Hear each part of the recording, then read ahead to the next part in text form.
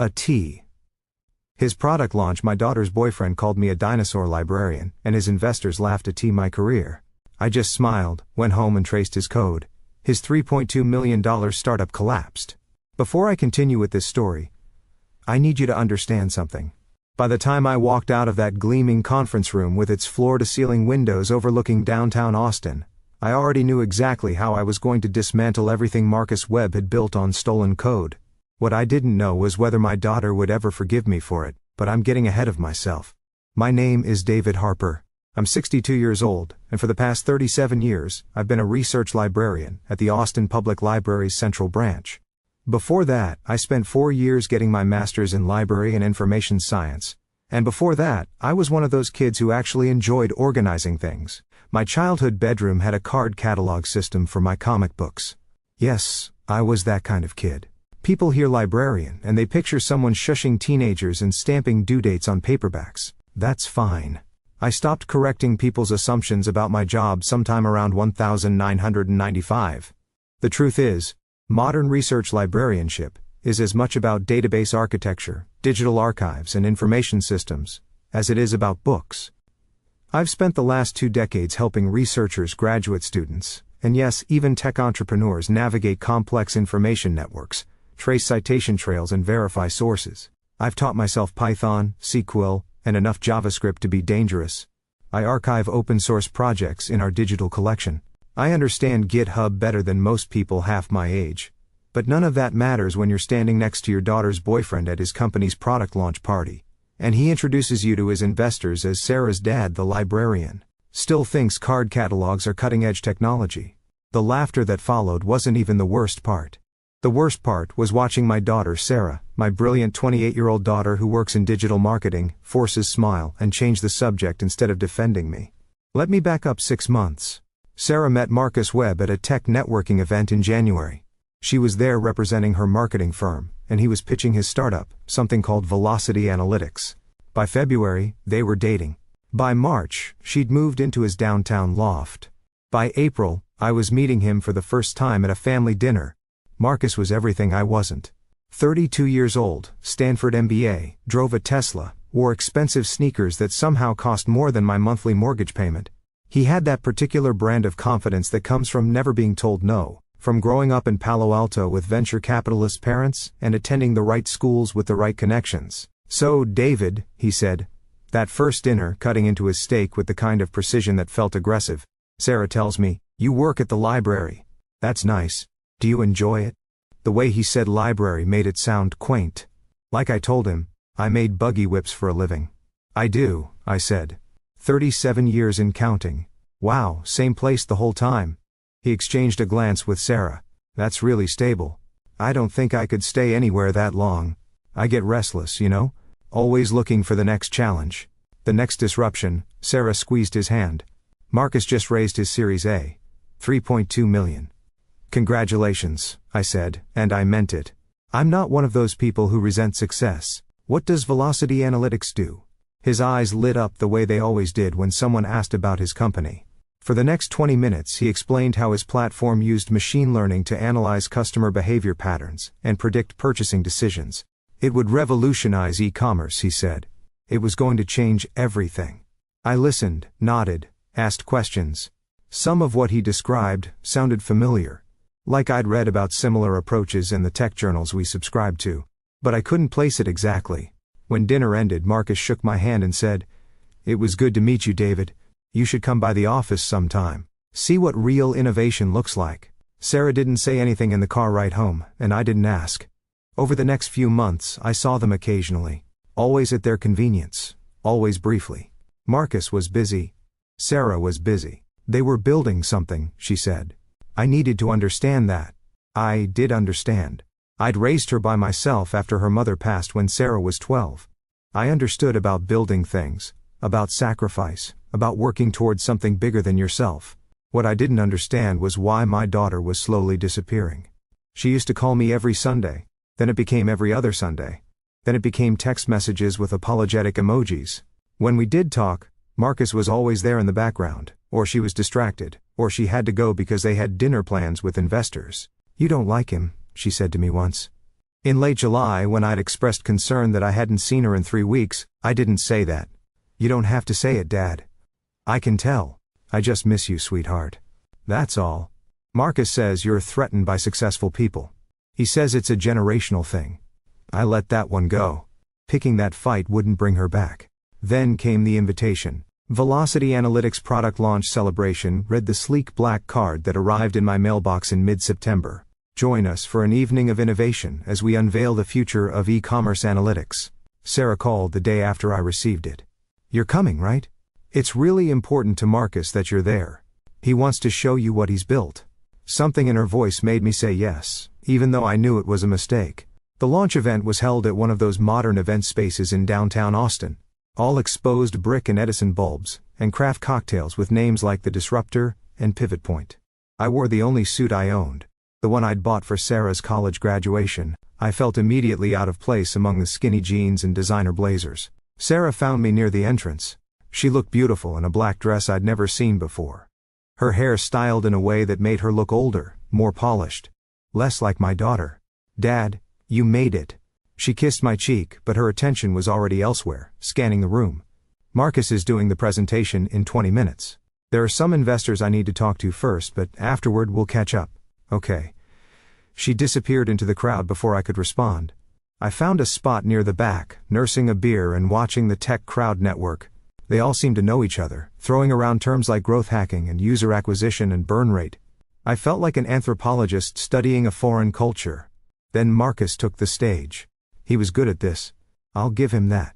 He commanded the room with easy charisma, making jokes that landed, building anticipation. His presentation was slick, professionally designed, full of graphs and projections and testimonials from beta users. Velocity Analytics, he announced, represents a fundamental breakthrough in predictive consumer modeling. Our proprietary algorithm analyzes 17,000 unique data points per user, creating behavioral fingerprints that can predict purchasing decisions with 93% accuracy. The room applauded. I watched Sarah near the front, beaming with pride.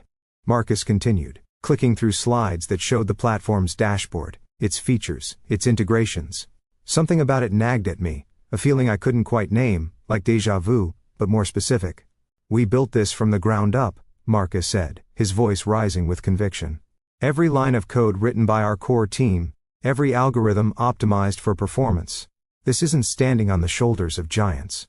This is innovation from first principles. That's when I placed it 6 months ago, maybe 7.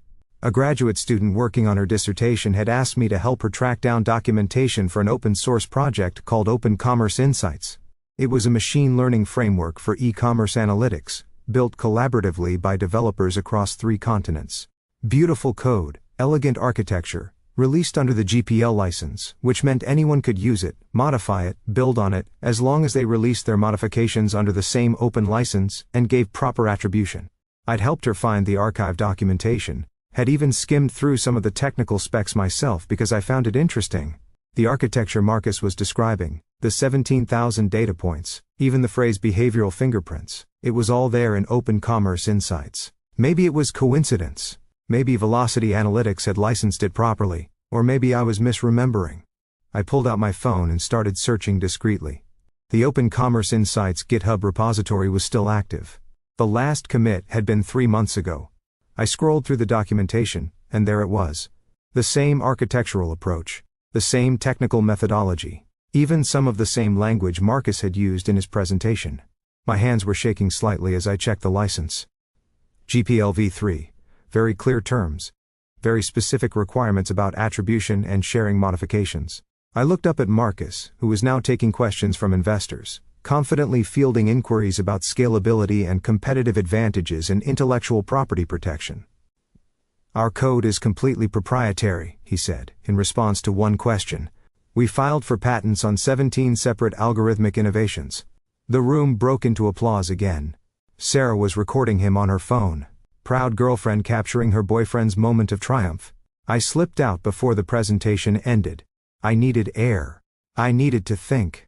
Outside, I stood on the sidewalk and stared at my phone, refreshing the GitHub page like it might tell me I'd been mistaken. But the code was right there. Open source, GPL licensed.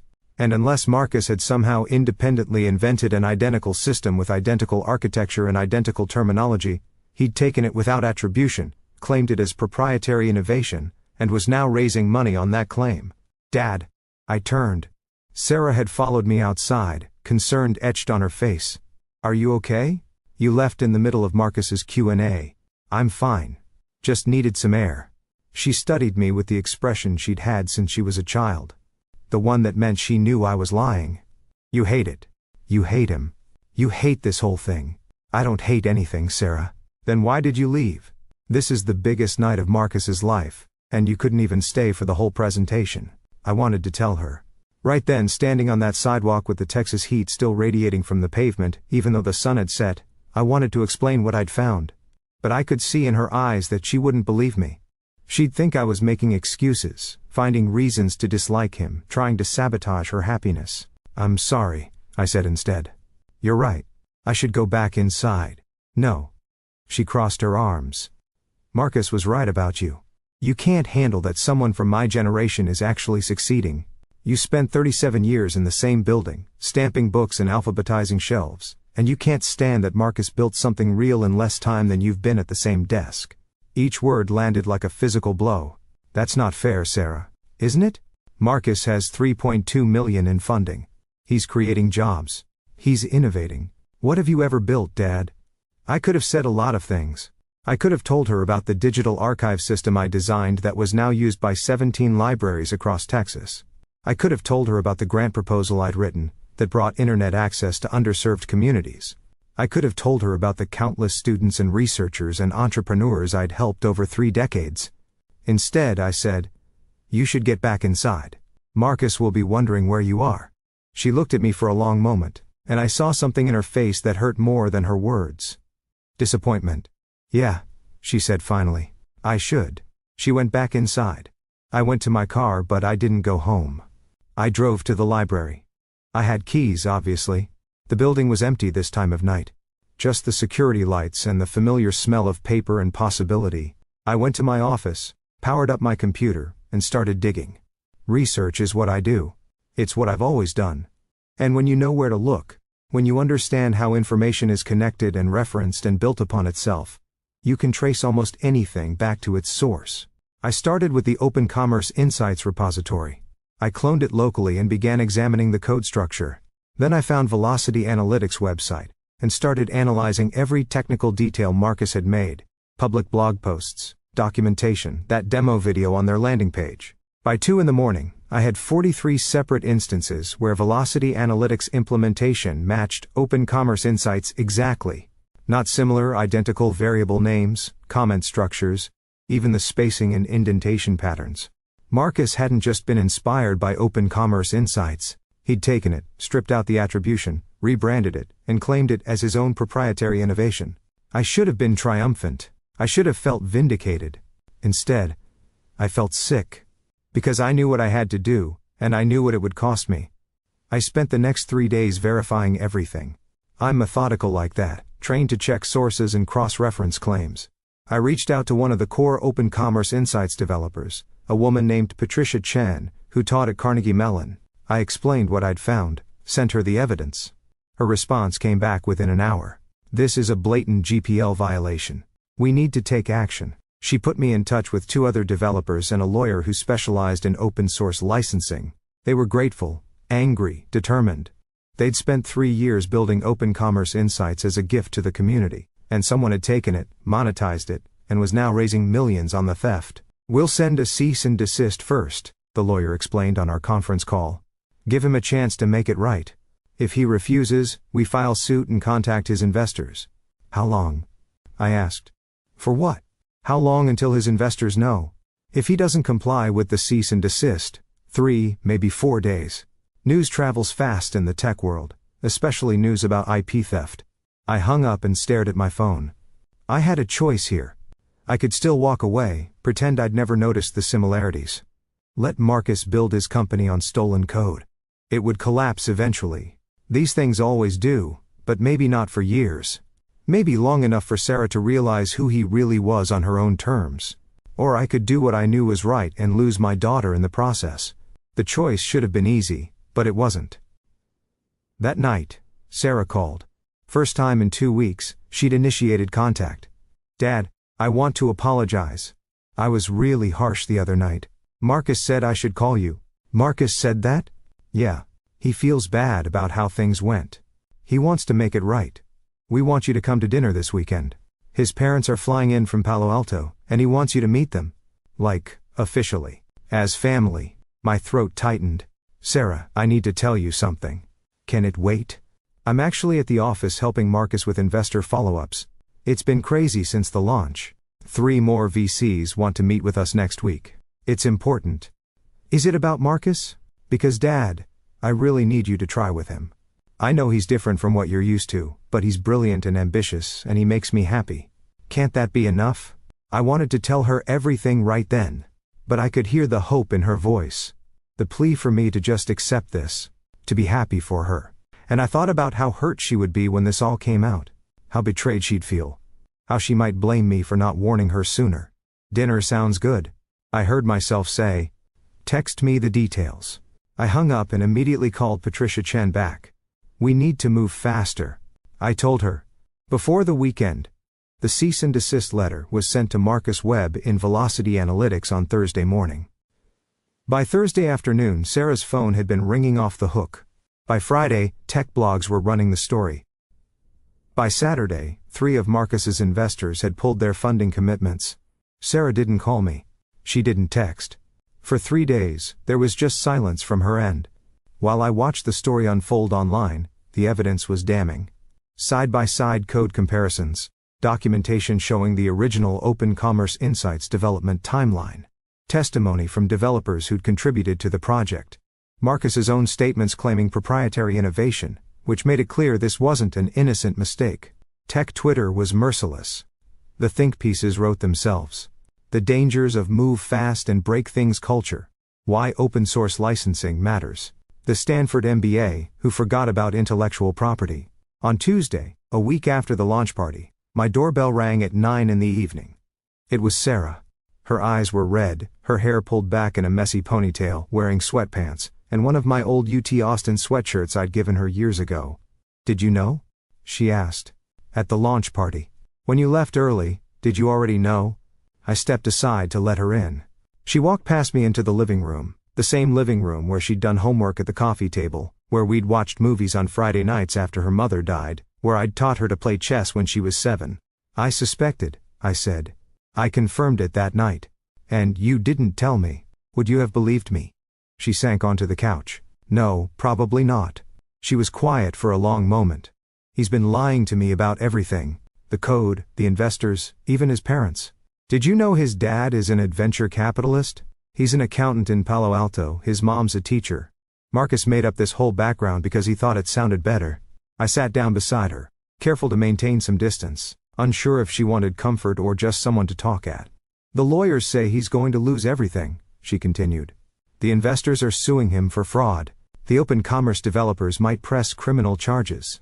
And She stopped, swallowed hard. "I moved in with him, Dad. I left my apartment. I've been helping him pitch to investors, using my firm's resources, my contacts, people I've worked with for years, and now they all know I was part of this." "You didn't know. Doesn't matter. That's not how it looks. My boss called me in yesterday. They're evaluating my involvement, which is corporate speak for, you're probably fired." "I'm sorry, sweetheart." "Are you?" She turned to look at me directly. "You exposed him. You're the one who contacted those developers. I saw your name in the filings. David Harper, research librarian. Initial source of evidence. Yes. So are you sorry? Or are you glad you were right about him?" It was a fair question. An important question. "I'm not glad," I said carefully. "I'm not glad you're hurting. I'm not glad your career is affected. I'm not glad Marcus turned out to be someone who would lie to you. But I'm not sorry I did what I did. It was the right thing to do. The right thing." She laughed. "But there was no humor in it. He stole some code. That's what this is all about. Some code that was free anyway, that anyone could use. Not like that. Not claiming it as original work, not raising millions of dollars by lying to investors. But you didn't have to be the one to report it. You could have let someone else figure it out. No one else was going to figure it out, Sarah. I'm probably one of maybe 12 people in Austin who would have recognized what Marcus did. This is what I do. I trace information. I verify sources. I understand how intellectual property works in the digital age. I saw something wrong, and I had the knowledge to prove it. So what? You're a hero now? You saved the tech world from the bad man? No. I'm just someone who couldn't ignore what I knew. She stood up abruptly, pacing. You don't understand what you've done. Everyone I know. Everyone in my professional circle. They all know. They know my boyfriend built a company on stolen code. And they know my dad is the one who brought it down. Do you know what that makes me look like? Either I'm complicit or I'm stupid. Those are the only two options. There's a third option, I said quietly. That you're someone who was lied to by someone you trusted. That's not stupidity. That's not complicity. That's just being human. She stopped pacing. Her back to me. Her shoulders were shaking. I loved him, Dad. Or I thought I did. I don't even know anymore.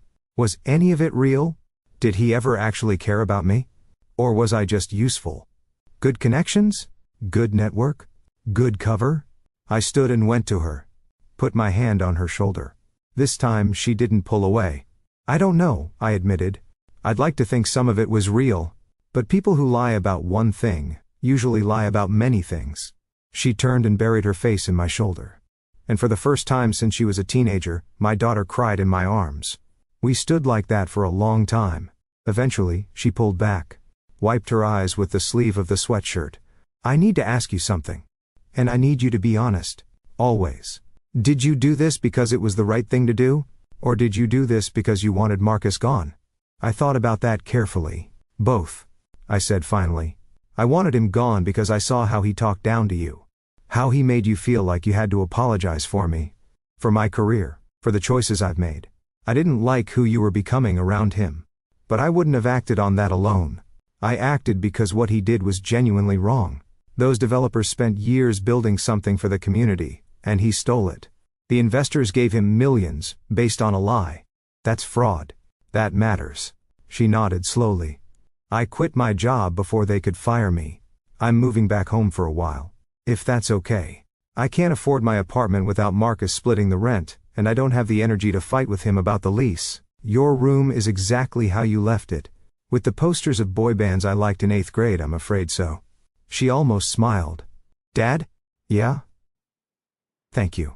For being someone I can come home to. Even when I'm stupid. Even when I yell at you and say terrible things. You're never stupid. You're human. We all make mistakes. The important thing is what you learn from them. She stayed that night in her old room. I heard her crying through the wall around midnight, and had to stop myself from going to her. She needed to process this on her own. The next morning I made breakfast, scrambled eggs and toast. The same breakfast I'd made her every Saturday when she was growing up. She came downstairs looking exhausted but calmer. What happens now? She asked, picking at her eggs. To Marcus, I mean, legally hard to say. He'll probably settle with the open commerce developers to avoid criminal prosecution. The investors might get some of their money back, but probably not much. His company is finished. And me? You rebuild. You find a new job. You move forward. You're 28, Sarah. You have time to recover from this. Do you ever regret it? She asked suddenly. Staying at the library all those years? Never chasing something bigger? I considered that. No. I built something that mattered. Maybe it wasn't flashy. Maybe it didn't come with venture capital funding or TechCrunch articles. But I helped thousands of people over the years. I preserved knowledge. I connected people to information they needed. That's not small. That's not insignificant. Marcus said you were washed up. I know. He was wrong. I know that too. She was quiet for a moment. I need to learn how to value the right things. I got so caught up in his world, in the excitement of it all, that I forgot what actually matters. That's not an easy lesson. Some people never learn it. Did Mom know? About the library stuff. The database work? All the technical things you do? She knew. She was proud of it. She used to joke that I was the most interesting person no one had ever heard of. Sarah smiled. The first genuine smile I'd seen from her in months. I like that. The most interesting person no one had ever heard of. It's not a bad way to live. Over the following weeks I watched Sarah put herself back together. She landed a new job at a smaller marketing firm, one that valued integrity over flash. She started calling me again on Sundays. She came over for dinner on Wednesdays. Marcus disappeared from social media. I heard through the tech community grapevine that he'd moved back to California. Was working for his father's accounting firm. The lawsuits were settled quietly. The open commerce developers got a public apology and a licensing agreement that ensured proper attribution. The investors got a painful but important lesson about due diligence. 3 months after everything fell apart, Sarah and I were having dinner at my house when she said, "I want to learn what you do. The research stuff. The database work. Will you teach me?" Why? Because I realized something. What Marcus did was only possible because most people don't understand how digital information works. They don't know how to verify sources, trace code origins, check licenses. If more people had your skills, people like Marcus couldn't get away with what he did. So I taught her. We spent Saturday mornings at the library, and I showed her how to navigate GitHub repositories, understand licensing terms, trace information lineage. She was a quick learner, saw connections I hadn't thought of, asked smart questions. "You know what's funny?" she said one Saturday, scrolling through an open source project's commit history. "Marcus was right that you taught me something. Just not what he thought." "What's that?" "That real strength isn't about being the loudest or the flashiest or the most confident. It's about being thorough, being honest, being someone people can trust. You spent 37 years building that reputation. That's worth more than any startup valuation." I didn't trust myself to speak for a moment. "Also," she continued, grinning now, "I'm pretty sure you could run circles around most tech bros when it comes to actual technical knowledge. They just never bothered to ask." "Well, I do try to maintain an air of mystery." She laughed, and it sounded like home. 6 months later, Sarah landed a job at a digital rights organization, working on open source advocacy and licensing compliance. She uses the research skills I taught her every day. She's happy. More importantly, she's herself again. We had coffee last week, and she told me about a case she was working on, another startup that had violated GPL terms. "I thought about you," she said, "about how you could have just let Marcus get away with it. How you risked our relationship to do the right thing. I don't know if I told you this, but that takes courage." "I'm not sure I have."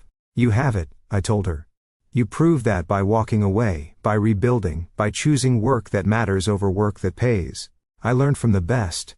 As I sit here now, in my office at the library, surrounded by 37 years of accumulated knowledge and connections, I think about what Marcus said at that dinner all those months ago, about being restless, about always looking for the next challenge, the next disruption.